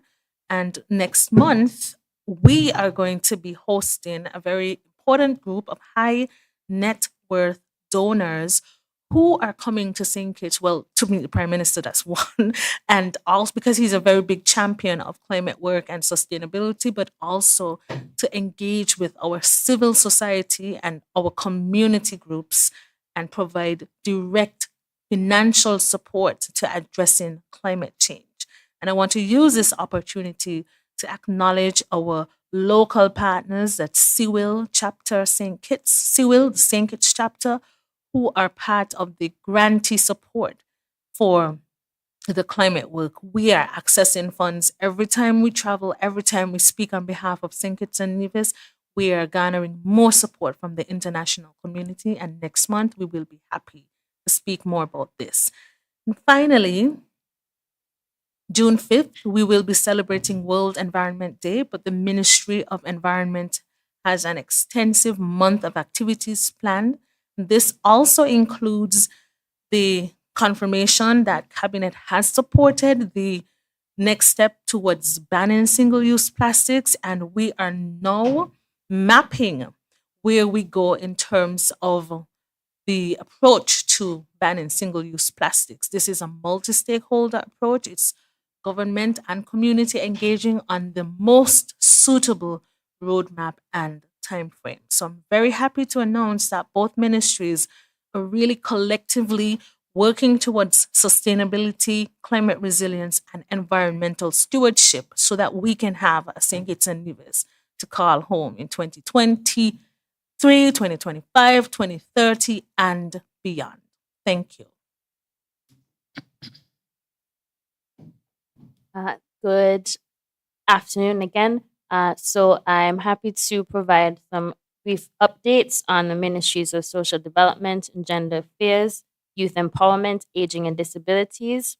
In relation to social development and gender affairs, I want to highlight the other, I would have spoken about the PAP program earlier, and just to piggyback off of what the Prime Minister would have mentioned just in terms of the social assistance, social protection apparatus. The ministry is also being able to support persons through other programs. As the reality is, unfortunately, we cannot support everyone on the poverty alleviation cash transfer program at the same time. But of course, for persons who may not be able to benefit at this point in time, we want you to know that we do provide other assistance programs. Specifically, our food voucher assistance program is back up, and we are welcoming persons to come in and seek assistance in that regard. So a food voucher assistance program is intaking persons at this time. We also have our school uniform assistance program that should be, applications should be open from next Monday. And so these programs are also part of our social assistance, social protection apparatus so that persons can, feel the squeeze eased through social protection and social assistance supports. So persons who may be interested and in need of this kind of assistance, we encourage you to contact social services at the office. The main office is at Limekeel. We also have satellite offices in the various communities where a social assistance officer is stationed there every day from 8 to 4. So in the various communities, if you're unable to come to Bastia. So we want to encourage persons so those programs are up and running so that you can access social assistance support in areas that you need. Also, when it comes to community development, a mandate of the ministry is to ensure that we can foster stronger communities and support families. Just this week, I would have released a statement on the observance of International Family Day. Our community development officers are working in the communities to host some various events, community-oriented, family-oriented events, so that we can, of course, build the social fabric, build togetherness, and kind of be able to bring back traditional values when it comes to family support and parental support. And so different events are being hosted, like family movie nights. We encourage persons, of course, to continue accessing a family park. And of course, we're having some community walkthroughs that's being organized and hosted by the Department of Community Development, by our community development officers. So for more information about that, you can access information on the Facebook page for the Department of Community Development and Social Services, or of course, contact the offices for more information if you need. When it comes to the Ministry of Youth, Empowerment, Aging and Disabilities, the focus for the Youth Department right now is preparing for summer camp. Summer camp this year celebrates 40 years. And so the plan is to have some new activities. The camp is returning to a 2-week experience, and the dates are July 16th to July 31st. And so plans are ongoing for that. You can look forward to more details in the coming weeks. But at this time, I want to make a plea and express invitation for sponsors, particularly from the private sector, the NGO sector, for partnership and support, whether that be in cash or kind.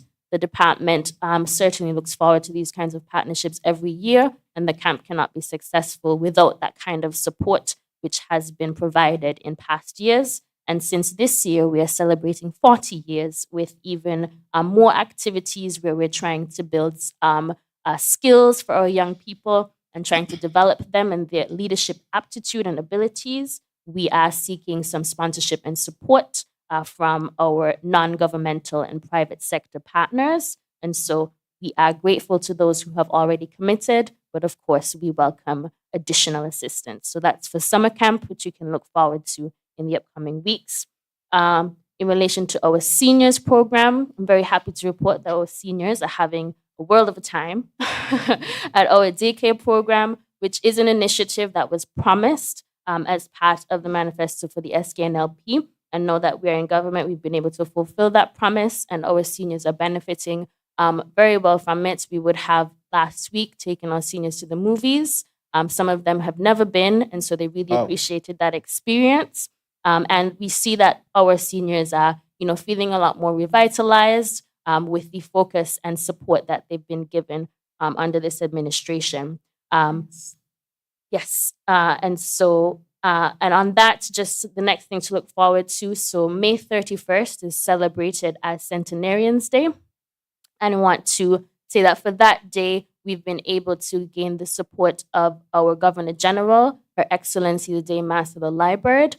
She's partnering with our Elderly Services Department, and they will be going around to meet with and offer a nice token to all of the centenarians that we have across the Federation.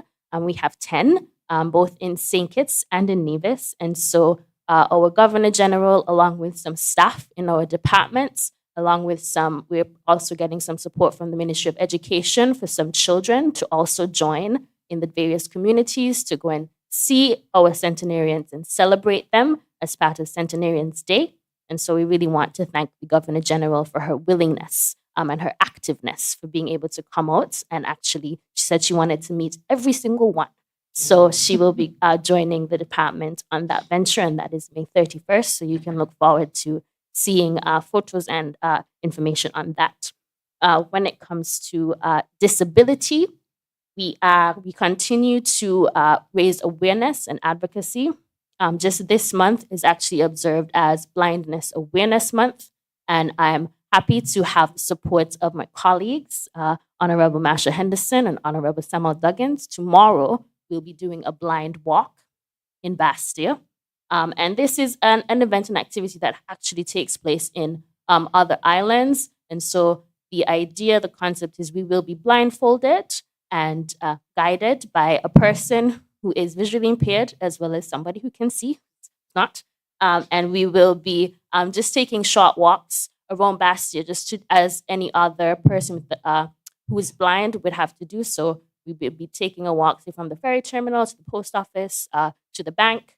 And so we will be engaging in that activity, which is hosted by or being coordinated by the Disability Services Unit within the ministry. And, this is actually very significant for us to do, especially to have ministers engage and commit to doing, because it allows us then to understand the experience of persons with such a disability so that we can identify areas and ways where we can ensure that our environment and our infrastructure and our services can better accommodate them. And it is very significant for us to have the Minister of Tourism commit, because, of course, in all the things that she's doing, she's also being able to think how we can have our products to be able to cater to those who are differently abled, and that's significant. And so we are certainly grateful to have that presence, and just so that these marginalized groups in our federation know that your government is certainly taking you seriously and really considering how we can be able to better facilitate your engagement and inclusiveness throughout all of society. Thank you. Very much. Prime Minister, next time, let the Borean Ministry go first, please. In relation to the Ministry of Justice and Legal Affairs, one of our biggest issues is the Sir Leal Moore Judicial and Legal Services Complex. Unfortunately, it was shut down in June 2022 because of a serious mold infestation. However, we have discovered that it has more problems than just mold. It requires a new roof, new AC system, new electricals, new internal walls, and potentially condemnation of the basement. So what we want to do at the ministry and what we've started the process of doing is finding out how we can bring that building back to be fully activated and not just put a plaster on the wounds, which seems to have been done in the past. We want to do a fulsome repair so that it can last for another 30 to 50 years. What has happened because of that important building being shut down is that the magistrates' courts, the High Court for criminal matters and the High Court for civil matters have had to be moved around different places in Bastille. I'm happy to report that the magistrates, the staff, and clients and parties are happy with the temporary relocation of the magistrates' courts to Fort Lands by the cenotaph. The civil High Court has also used that facility periodically when there are trials, but the criminal court has moved to the police training school. And what I can inform the public is that when the new law term begins in mid-September, there will be a less temporary home for the criminal court as well as the civil court, and we are working on finalizing those plans. But I can promise that September will not meet us with this temporary interim solution to the courts. The courts are too important for the functioning of justice in our society. In relation to the Justice Committee, which is made up of the criminal judges, the criminal magistrates, the Bar Association, members of the police force, and persons from our office, we are seeking to soon present to Parliament a solution to the delays in criminal matters being heard. What has happened in the recent past is that persons have been waiting for trial for as long as maybe 7 years. Sometimes they wait for even longer for appeals, and these persons sometimes are not on bail. And what has happened is millions of dollars of taxpayers' money has been paid out to persons who potentially have been in prison for a long time, and then their matter is either discontinued or otherwise they have a very good lawyer, like the minister on my right, and they are then paid out hundreds of thousands of dollars. That is not sustainable. And the solution is to ensure that there's swift justice. Unfortunately, we have a draft criminal procedure rules and amendment to the Criminal Procedure Act, which we are going to discuss in our next Justice Committee meeting, which will be, I believe, first or second week of June. So hopefully that by September, the new criminal procedures will be in place. And as I said, the judges are a very integral part of that process so that we can ensure that, like in, for example, Montserrat, where a person was charged in, I think, the end of September, and their trial was the first week in November. I can't promise that we'll get it done so swiftly, but we're going to aim for less than 6 months so people can receive justice in a swift time. That is the fairest solution for our society and for our people. People are innocent until proven guilty, and we have to ensure that they're able to be brought before the courts and get justice in a swift time. So we're working very diligently and hard on that.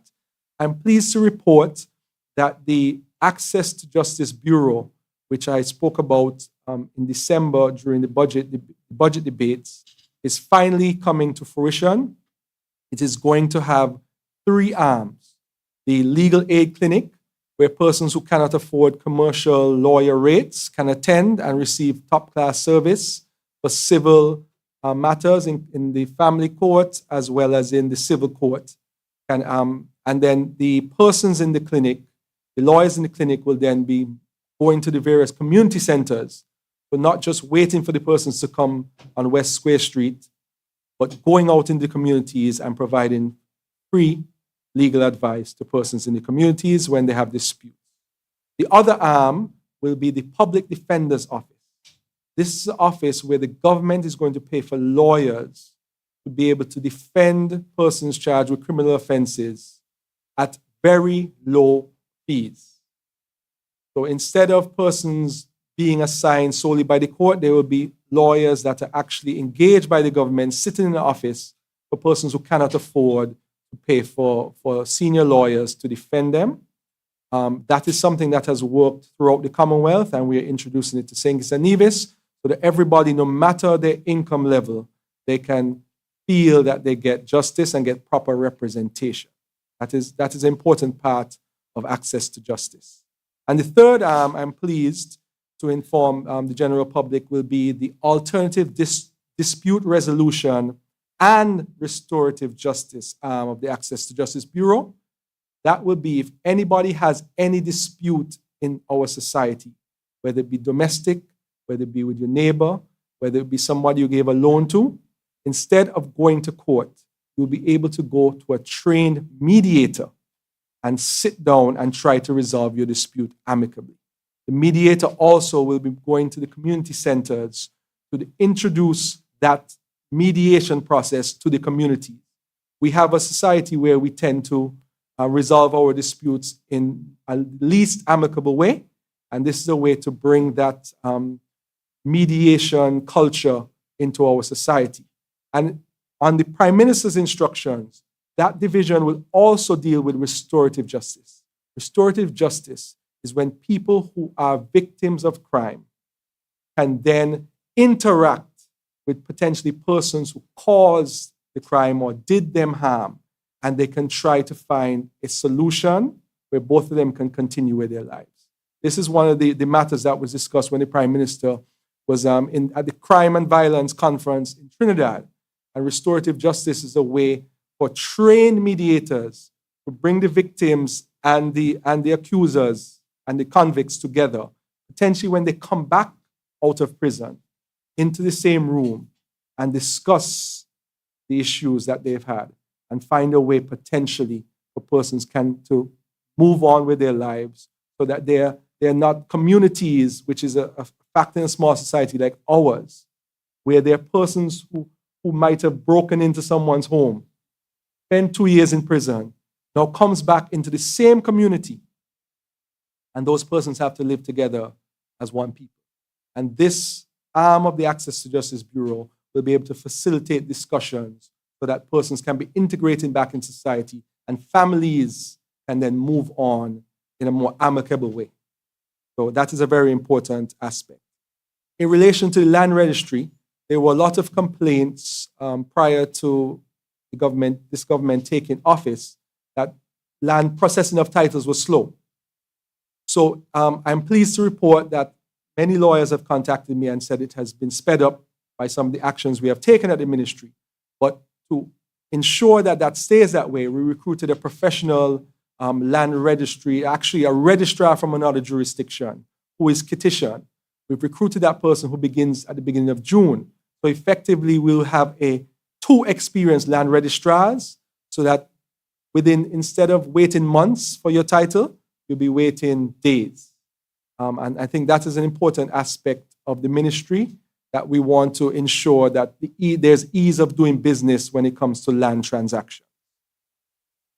In terms of Parliament, the next sitting of Parliament will be next week, Thursday, the 25th of May. We hope to table at least 7 bills. I'm hoping to table 12, but my legislative drafting team is saying to me that I'm in overdrive, and I tell them that is my personality. I want to get things done. So I'm promising 7, I'm hoping for 12, and these will be important pieces of legislation that will eventually be debated in Parliament. In relation to the Good Governance Transformation, as you are aware, the Anti-Corruption Act, Integrity in Public Life Amendment Act, the Freedom of Information Amendment Act, and the Official Gazette Act, have been passed and gazetted. An acting ombudsman has been appointed and is seated in office. We are also seeking to recruit a special prosecutor as well as an information commissioner to sit in those important offices. And to complete that process, we'll be presenting to Parliament a Whistleblowers Act as well as an Unauthorized Disclosure of Official Information Act. That will hopefully close the circle so that we can spend the next few weeks educating the civil service, persons on statutory boards, about their rights and responsibilities under this new paradigm of the good governance transformation that this administration is bringing to our country. And so that there will be no excuses when the switch is flicked. Everyone will understand their rights, everybody will understand their responsibilities, and we will be going forward in a sustainable way, in a transparent and accountable way, as has been promised by this administration. We are then going to start to work on a modern procurement act, as well as to strengthen the Public Accounts Committee legislation. So that is the next step. And I want to take this opportunity to thank the hardworking people in the Attorney General's office and the Ministry of Justice and Legal Affairs, inclusive of my permanent secretary, Ms. Diana Francis, who is here. They have my back, and we are working very hard to ensure that we fulfill our promise of there being a sustainable island state with respect to justice and legal. Thank you. Thank you very much, AG. Go ahead. Prime Minister, I forgot one thing that I thought is very important for us to mention. Special Olympics team is actually preparing to attend the Special Olympic World Games in Berlin in June. So I just wanted to make a plug so that the public is aware, and to really thank the work of the coaches and Mr. Ivor Blake and Ms. Clarice Cotton, who are the national director and the board chair for Special Olympics. Our Special Olympics team, our national Special Olympics team, is known for bringing home gold medals. And so they are preparing diligently, and the plan is they registered to participate in 4 events. That's athletics, football, swimming, and tennis. And so I would ask the public to be encouraging your well wishes and prayers with the team as they will be traveling to Berlin, Germany. And I'd like to thank the support. This is an interministerial effort in terms of being able to send the team of 20 delegates to Berlin. We have the Department of Sports, the Prime Minister's Office, and of course the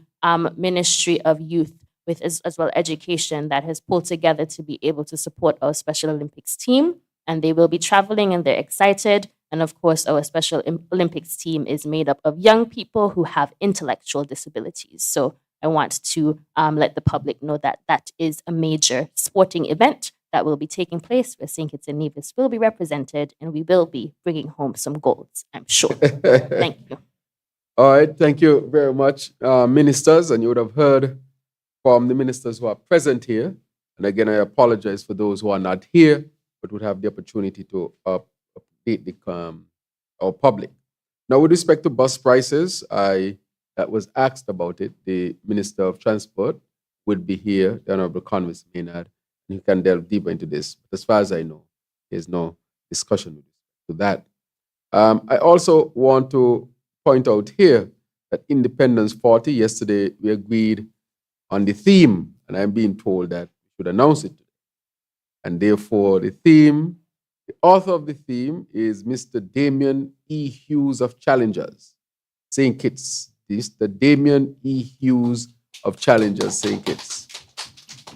And his theme is Growing Sustainably, Developing Maturely, Building Resiliency, Independence 40. Encapsulate what we're about. And in the shorter version, you can say Sustainability, Maturity, Resiliency, Independence 40. So congratulations to Mr. Damien E. Hughes of Challengers, St. Kitts. I also want to mention from my perspective here with the East Coast, I just want to reiterate as we go to the fair that the local contractors in the contract,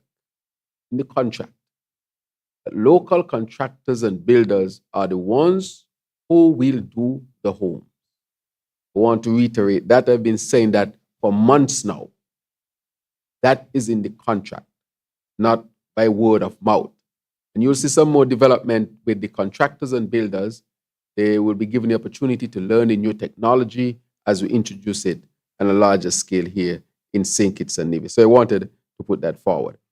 As I finally wrap up, I want to say that this government this administration has been working extremely hard.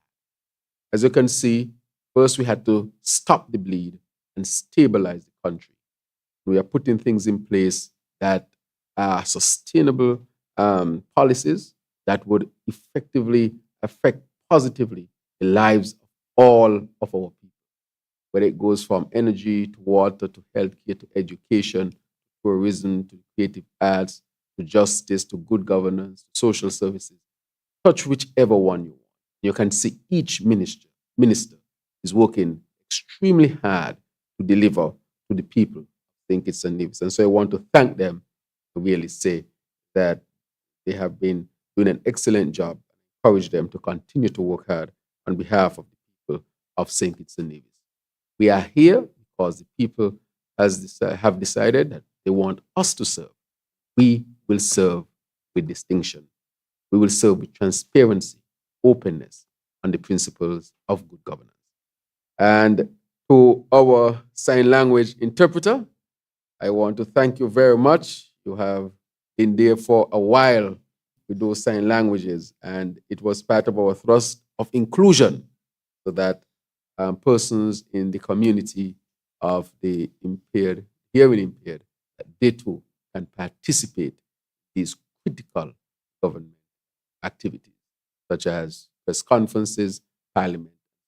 This is a new addition that our administration has brought to the fore, spirit of inclusion, good governance, transparency, and so forth. So thank you very much. You have done an excellent job. And I say to all of our people, thank you for sharing your time with us. God bless all of you. God continue to bless. Thank you. Thank you.